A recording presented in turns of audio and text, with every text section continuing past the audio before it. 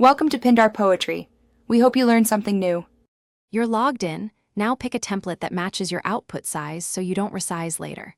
Once done, apply your brand kit or set primary fonts and colors to keep consistency across pages. Upload 3 core assets now: logos, hero image, font files, so they're available throughout the project. Make sure to name the design clearly. This saves time and prevents layout rework when you move into detailed editing. You'll edit content next. Replace placeholder text with your headline and subhead using distinct sizes for hierarchy so viewers scan easily. Drag images into frames or grids to avoid manual cropping. Snap-to-guides help keep alignment exact. Once visuals are placed, tweak effects like blur, filters, or opacity to prioritize focal elements. Make sure to copy styles across pages for consistency. If something looks off, step back and compare to your original layout to maintain balance.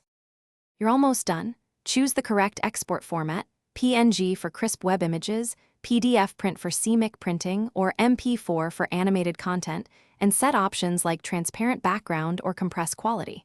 Once exported, use share settings to add collaborators or publish a link. Set edit versus view permissions. Duplicate the file before major revisions so you retain a version history. Troubleshooting tip: if export looks wrong, refresh assets and re-render. Clearing cache often fixes missing fonts or corrupted previews. Thanks for watching. Consider subscribing if we helped you.